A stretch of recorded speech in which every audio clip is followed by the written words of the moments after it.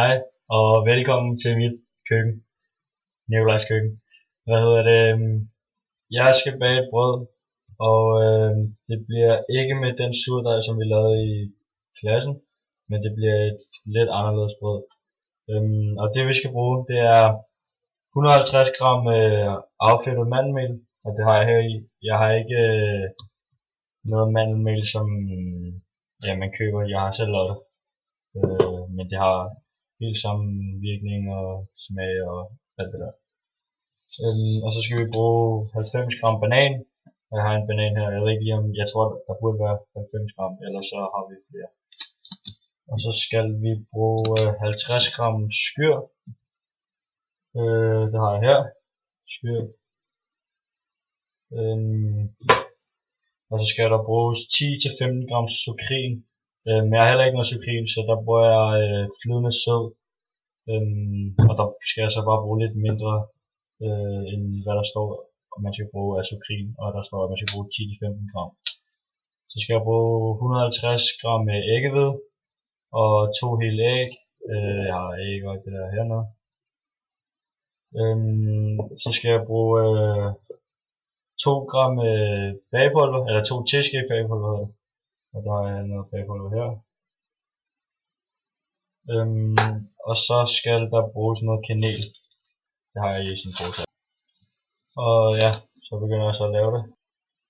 Min vægt, køkkenvægt og det der, eller den der skål der. Og der skulle bruges 90 gram banan. Så nu ser jeg lige. Der er 50 gram.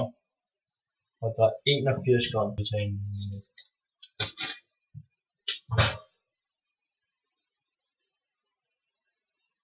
Jeg skal have 10 gram. Mos bananen i en skål. Den er så most. Og der er stadig 90 gram i. Så skal jeg så putte mit affedtede mandelmel i.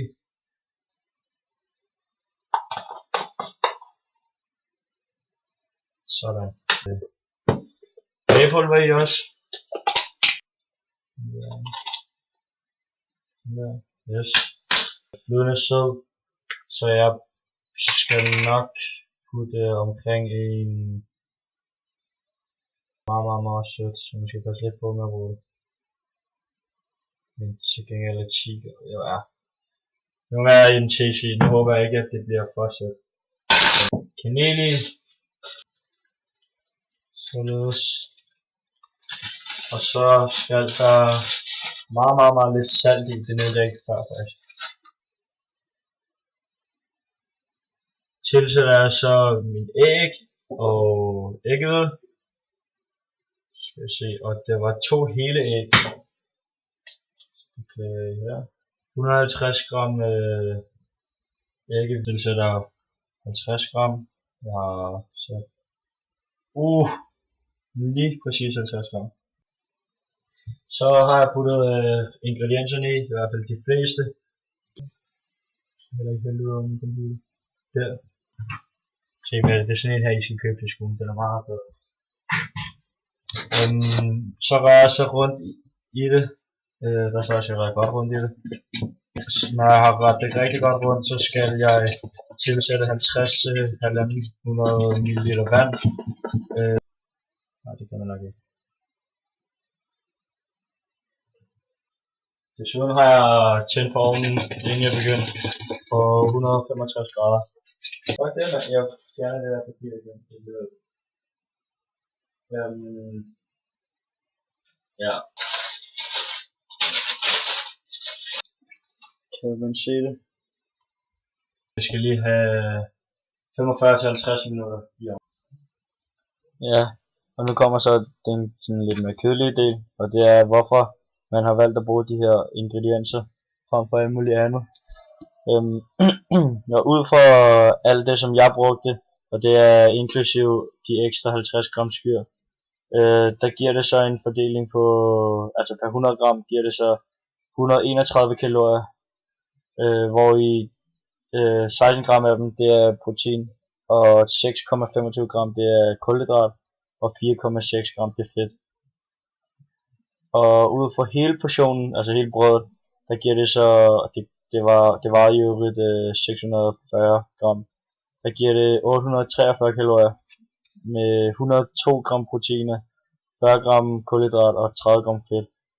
Så det er et rigtig meget sundt brød. I hvert fald i forhold til alt muligt andet, da det er rigt på proteiner og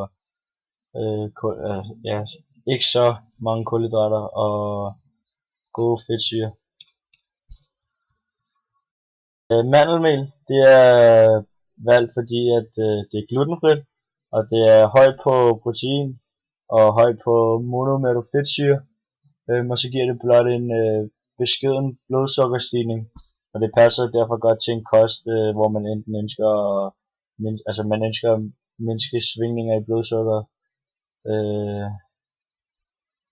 Og så mandelmel, det indeholder bare de her gode fedtsyre, som der er i mandler, men det her, der er så bare, fordi mandelmel, der er det er lavet på sådan en måde, at man koldpresser det, og så det gør man for at melet det bliver mere bageegnet, og det mister så noget af mandelens værdi, hvis man kan sige det på den måde. Det er også derfor det er,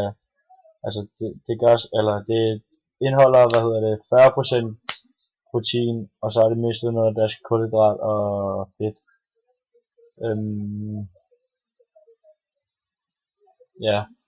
Og så er der der er højt indhold af mineraler, blandt andet magnesium, jern, kalium, kobber, mangan og zink, og så er der også kostfibre i.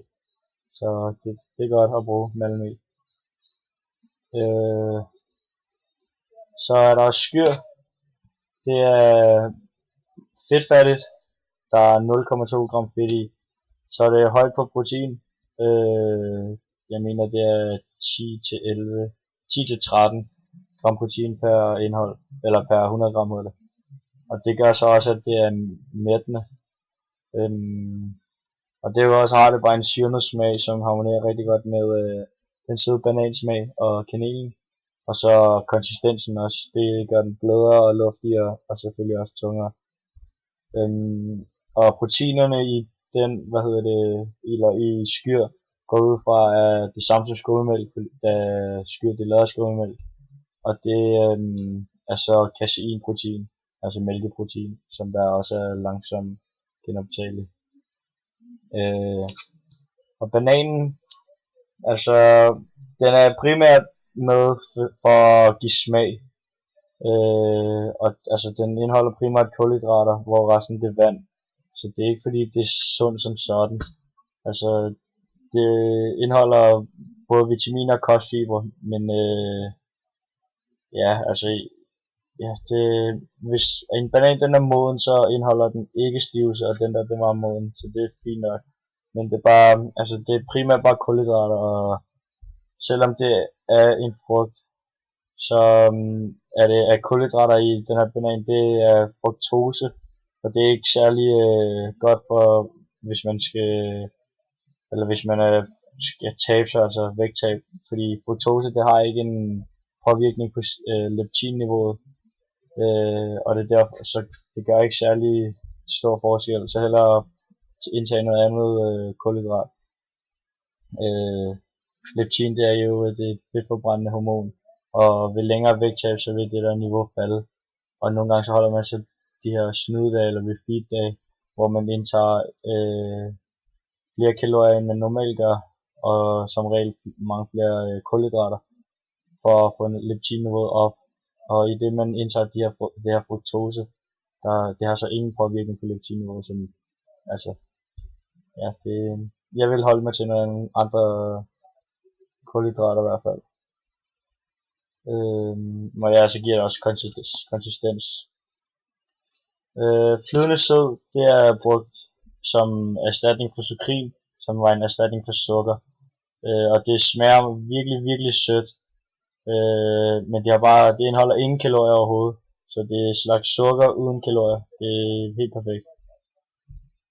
Æggehviden, det er for at få konsistens, men også der er rigtig mange proteiner i.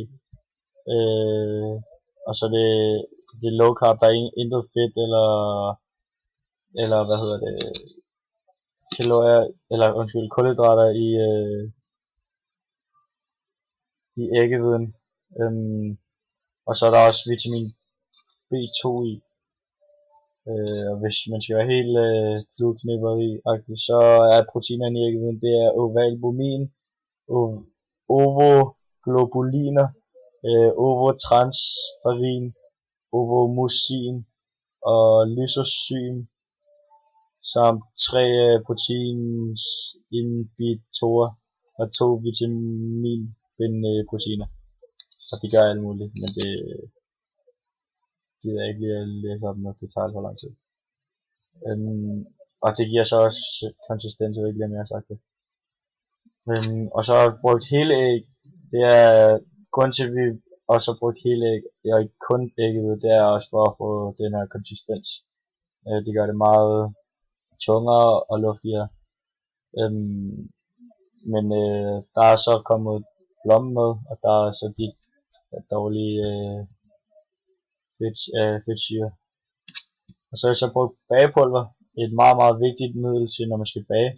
Og det er et hævemiddel, som der består af natron, en syre og noget stivelse. Og grunden til at valgte bagepulver, det var fordi jeg ikke havde noget natron eller natron eller hvad det hedder. Men virkningen på bagepulver, det er altså når man kommer det i forbindelse med noget vand, så, eller fugt, så vil den her syre, som der er i bagepulver, det vil reagere med natriumhydrogenkarbonat. Og så danner der så kuldioxid, altså CO2, som fanges i dejen, og det danner så lufthuller. Så det er grunden til, det hæver sådan. Og så er der kanel, og det er primært smag. Men det indeholder også vitaminer og protein, men der bruges 5 gram eller sådan noget. Så det har ikke rigtig nogen virkning på selve indholdet.